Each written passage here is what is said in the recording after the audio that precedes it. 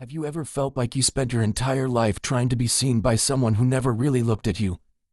Not just physically, but truly seen, acknowledged, understood, validated. This is the invisible trauma.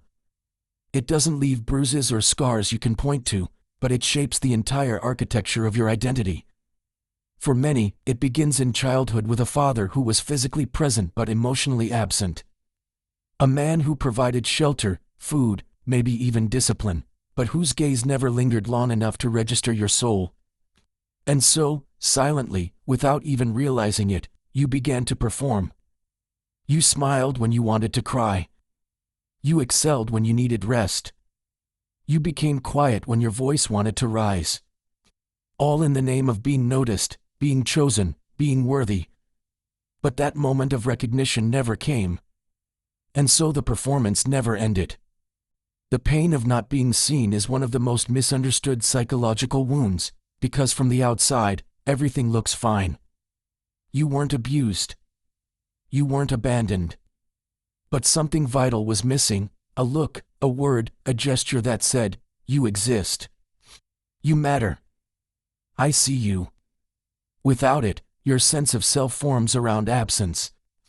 You begin to believe that love must be earned, that attention must be fought for, and that silence is safer than rejection. Carl Jung was one of the first to explain that this kind of wound isn't just personal, it's archetypal. When the father fails to truly see the child, it's not just an emotional wound, it's a fracture in the symbolic foundation of identity. You don't just grow up lacking love, you grow up lacking the confirmation of your existence. And that absence becomes a haunting, a quiet echo that follows you into adulthood, shaping your choices, your relationships, and your sense of worth. Not because you're broken, but because you were never mirrored. You were never named. You were never seen. Carl Jung was one of the first thinkers to show us that the absence of a father is more than a personal story, it's a disruption of something deeper in the psyche. To Jung, the father is not just a man, not just the person who raised you or didn't. He is an archetype, a primordial force, a psychological blueprint that shapes our inner world long before we can name it. The father archetype represents authority, structure, courage, and the ability to engage with life on our own terms. It is the force that cuts the umbilical cord between us and our emotional dependence on the mother, setting us on the lifelong path of individuation, that is, becoming who we truly are. Where the mother archetype nurtures the heart and emotional safety, the father archetype prepares the soul for challenge, direction, and the reality of the outside world. When this archetype manifests in a healthy way, often through the presence of a real, emotionally attuned father, it provides a psychological foundation. It gives us the strength to take risks, the clarity to make decisions, and the confidence to step into the unknown. But when the archetype is distorted, through abandonment, coldness, aggression, or even over-idealization, it creates a crack in the inner structure. The child grows up not just emotionally hungry, but existentially lost.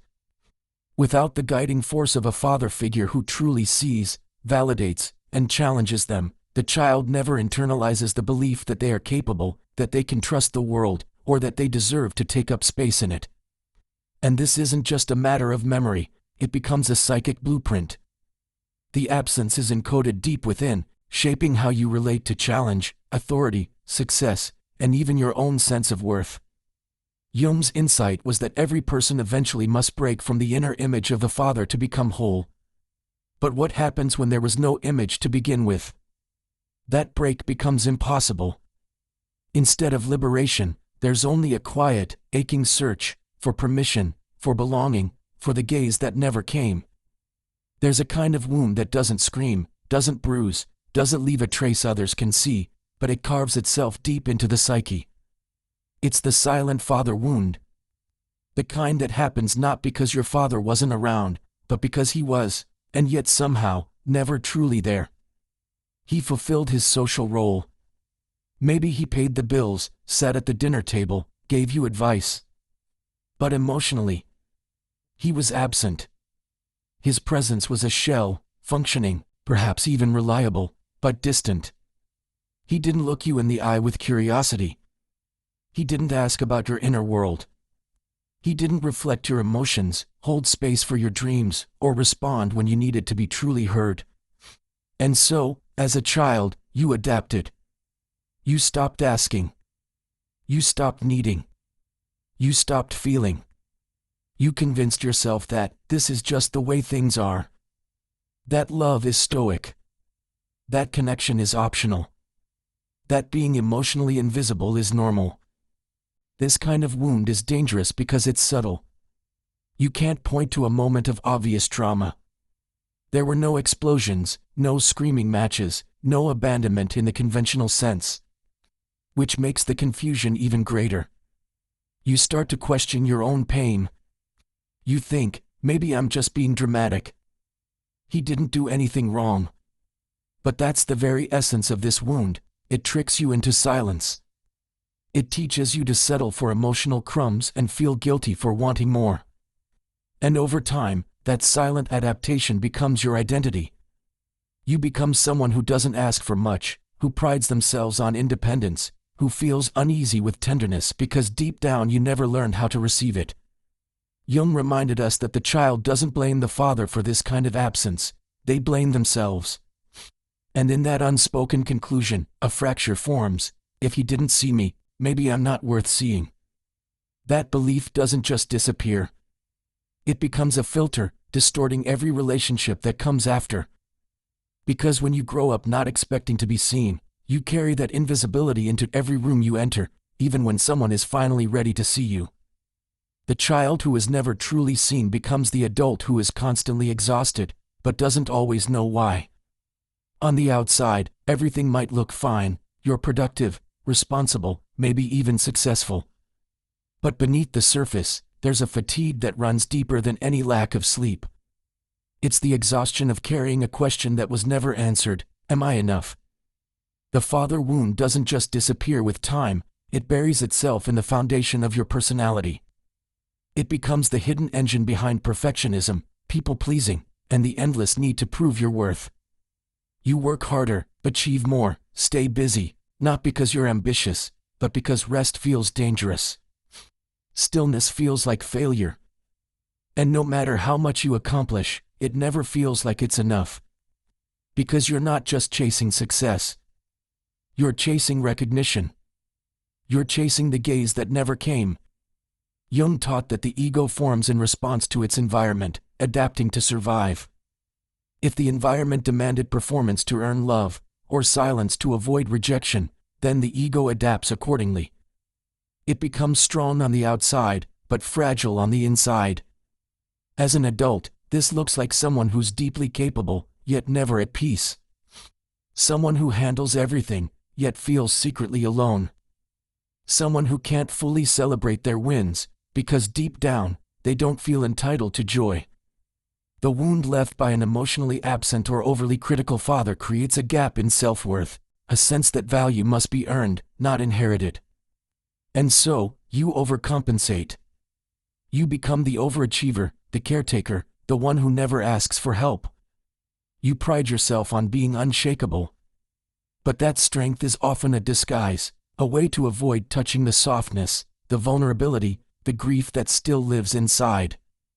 And over time, that effort becomes exhausting. Because you're not just managing life, you're managing pain. You're trying to outrun a ghost. One that whispers, you still haven't done enough to be seen.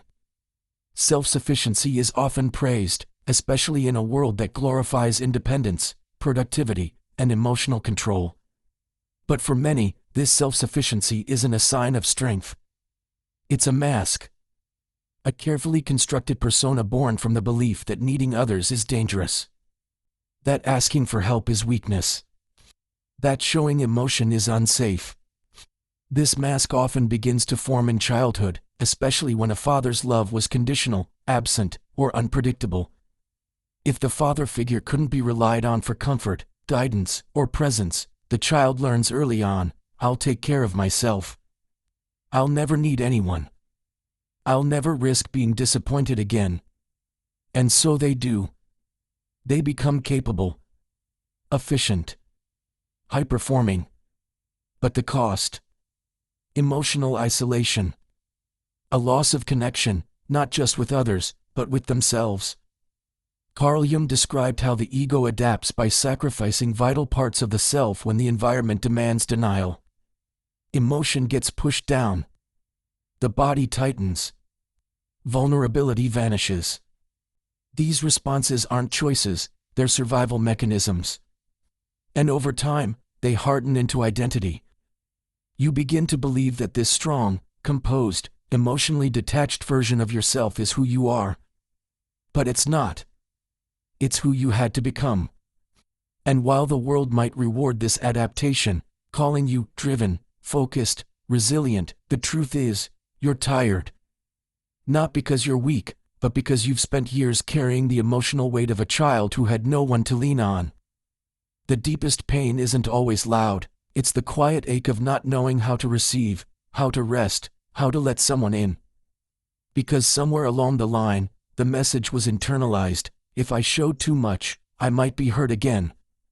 So instead, you stay in control.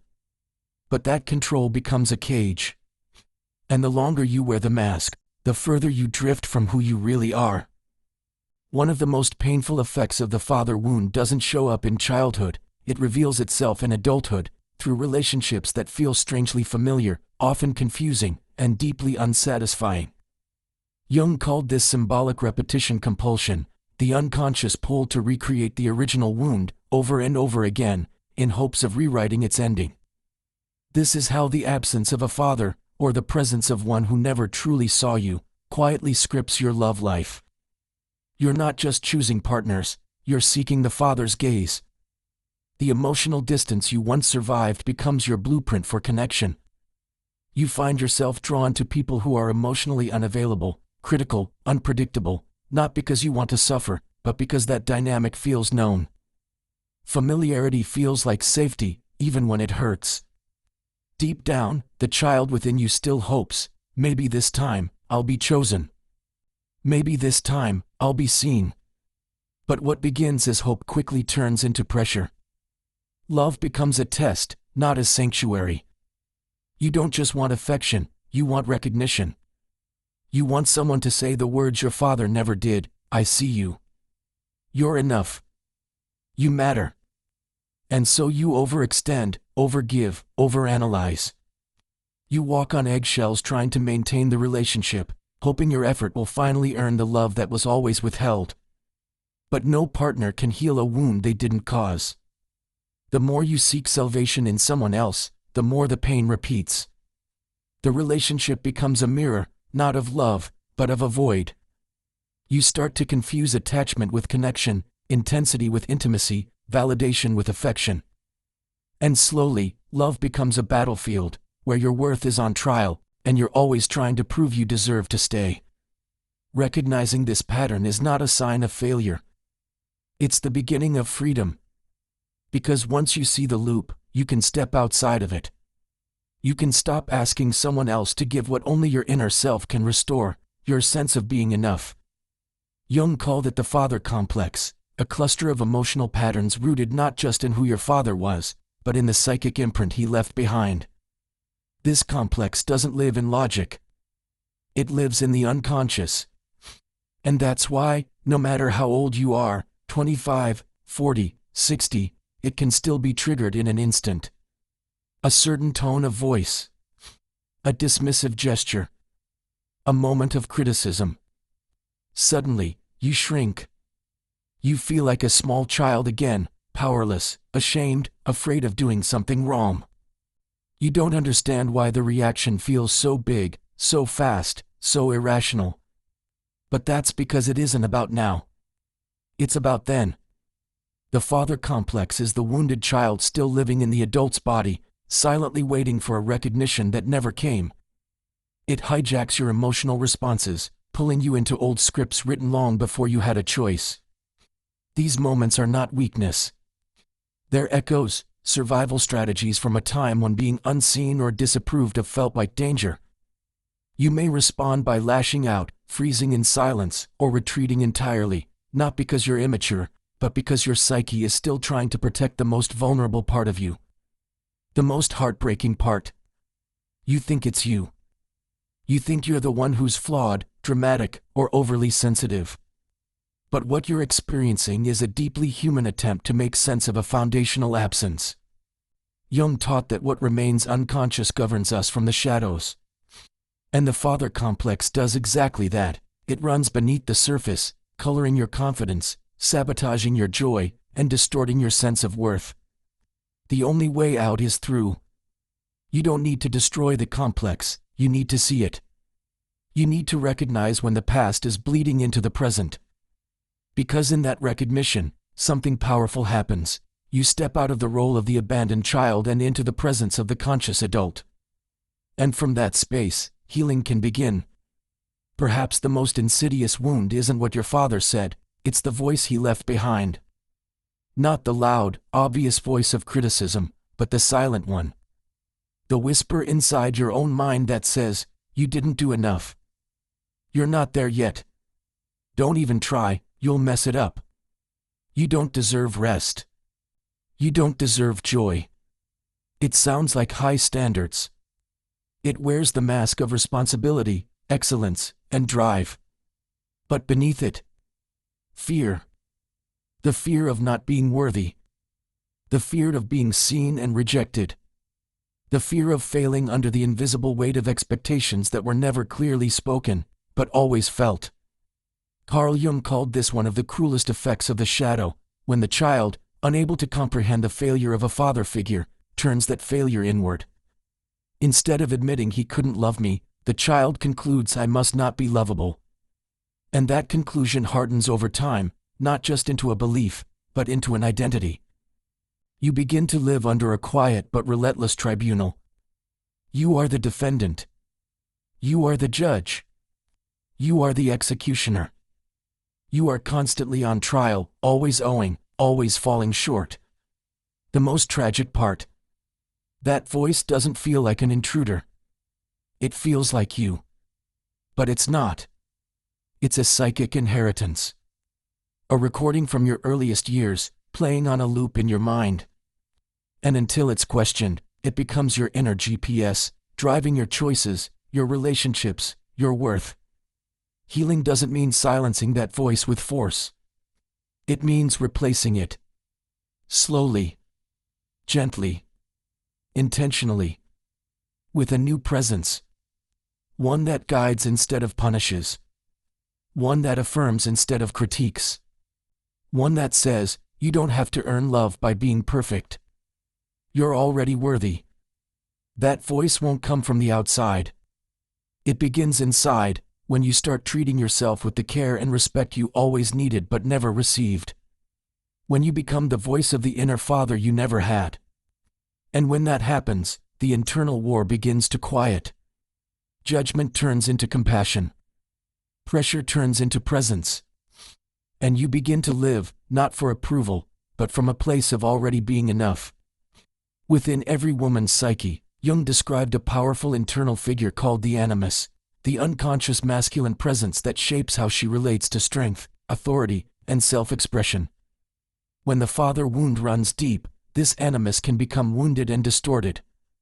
For women, the inner masculine voice often takes the shape of a harsh, demanding authority that demands perfection, strength, and control, mirroring the cold, distant, or idealized image of a father who was emotionally unavailable or absent.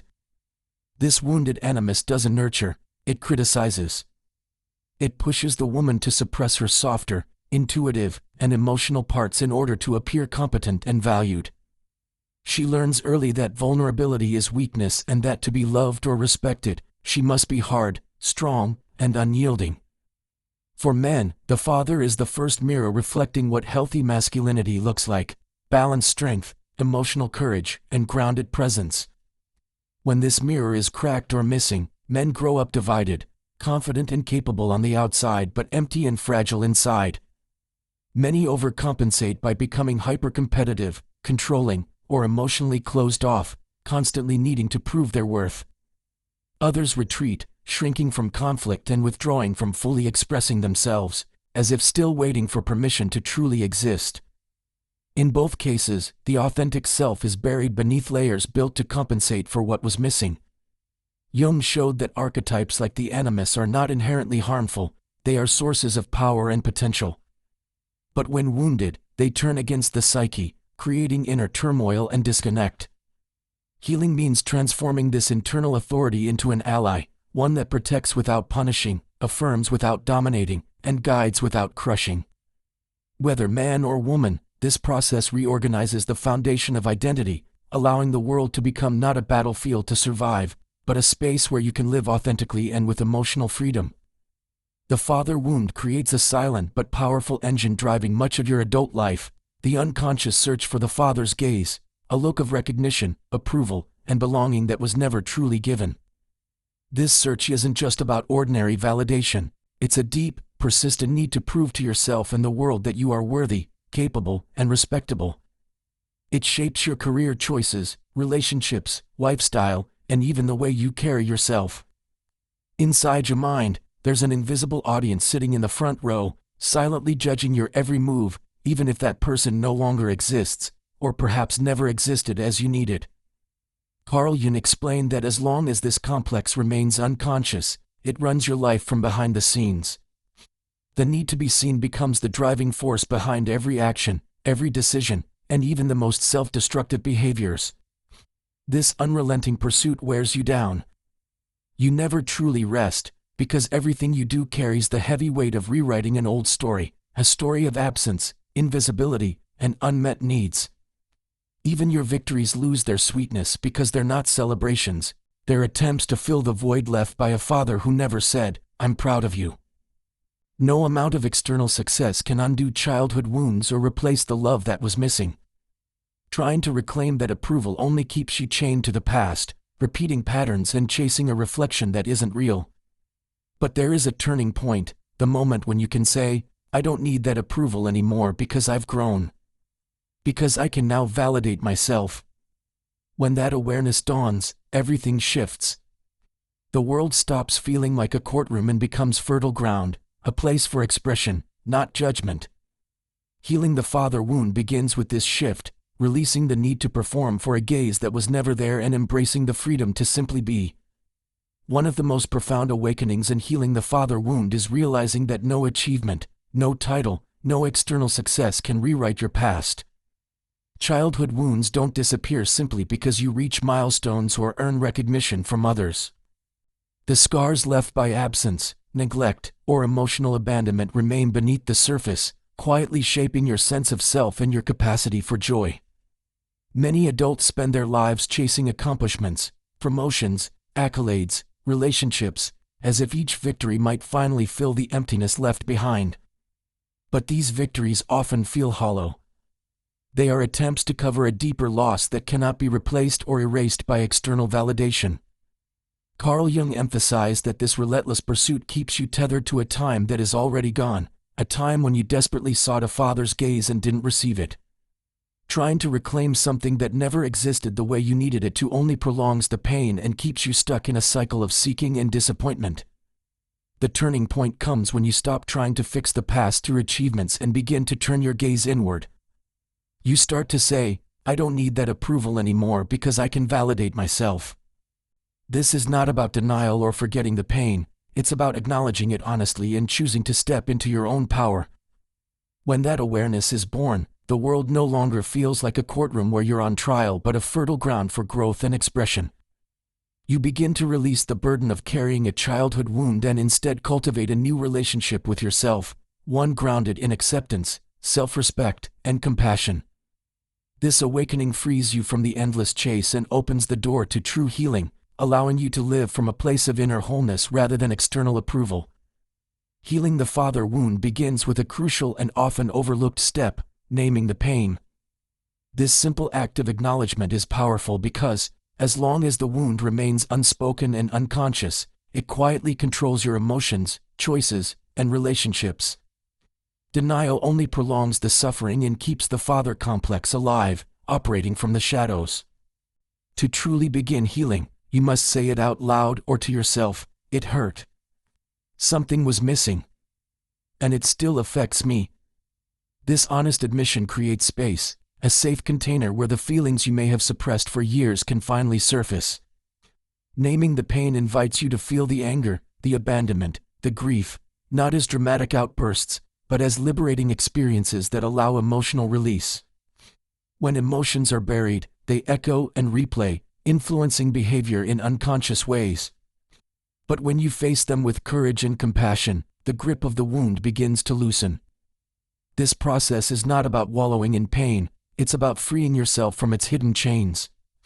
It's the first step toward reclaiming your power and breaking the cycle of unconscious repetition.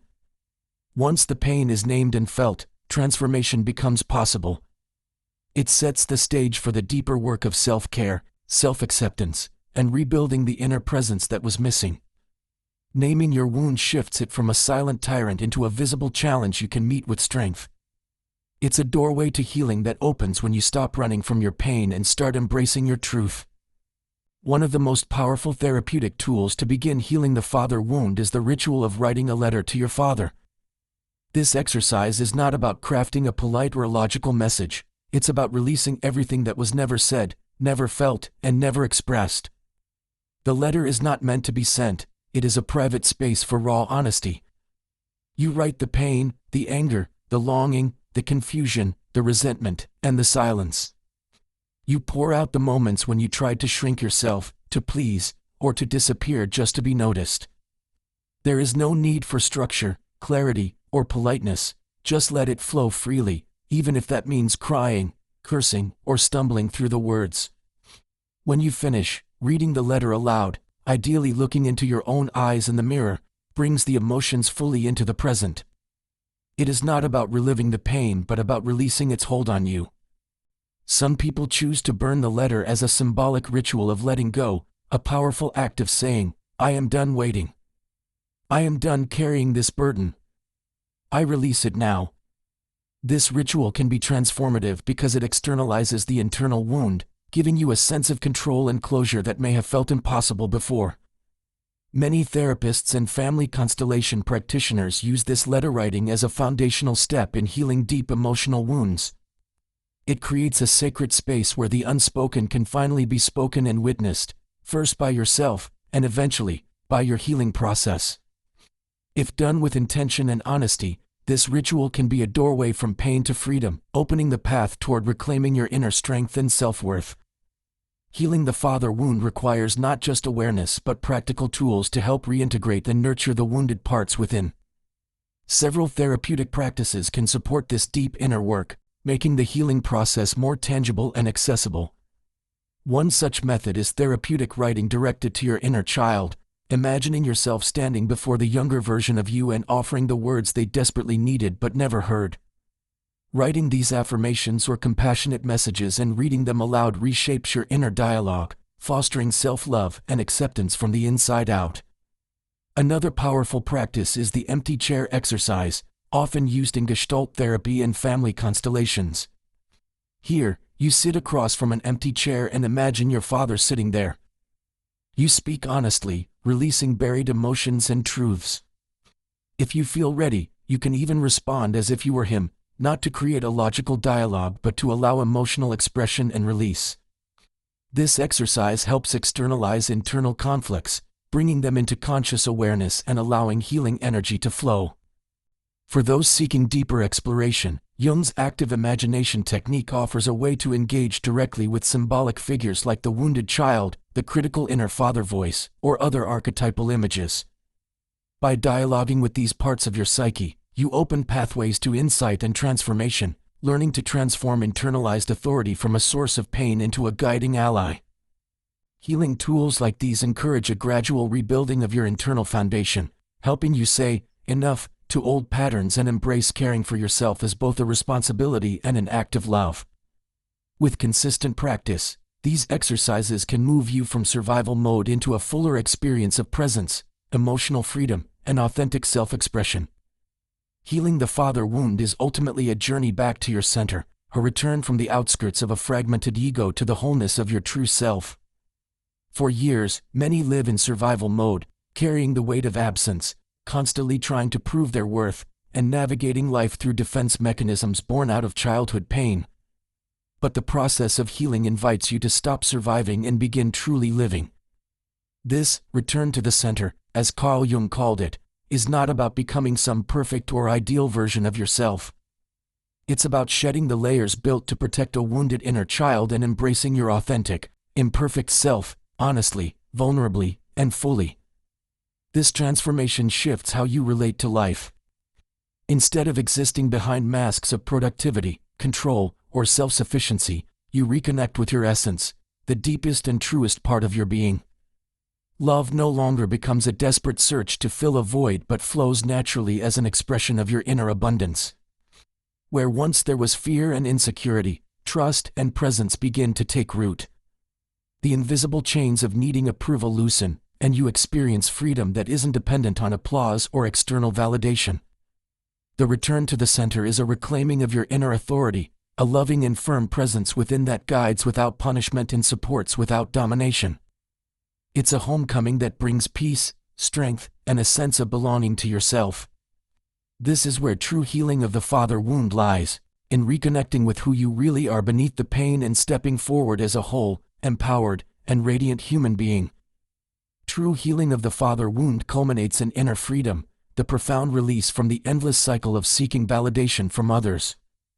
For many, life feels like a constant performance, driven by the invisible need to prove worthiness to a father's gaze that was never present or affirming. This relentless pursuit drains energy, fosters anxiety, and traps the soul in a loop of self-judgment and dissatisfaction. But when you reach the point of inner freedom, you step off this exhausting treadmill. This freedom means no longer depending on external approval to define your value. It's about cultivating a quiet, steady sense of self-worth that comes from within, independent of others' opinions or recognition. You stop chasing a gaze that was never truly there and instead learn to hold space for yourself with compassion and respect. The weight of past wounds no longer dictates your emotions, decisions, or relationships. This liberation is not about forgetting or minimizing the pain you've experienced but about giving it a new place, one that no longer controls your story or limits your potential. You embrace your imperfections and vulnerability as parts of your authentic self, no longer needing to armor up or perform. Life transforms from a battlefield into a safe space for expression and growth, where you can simply be, whole, seen, and free.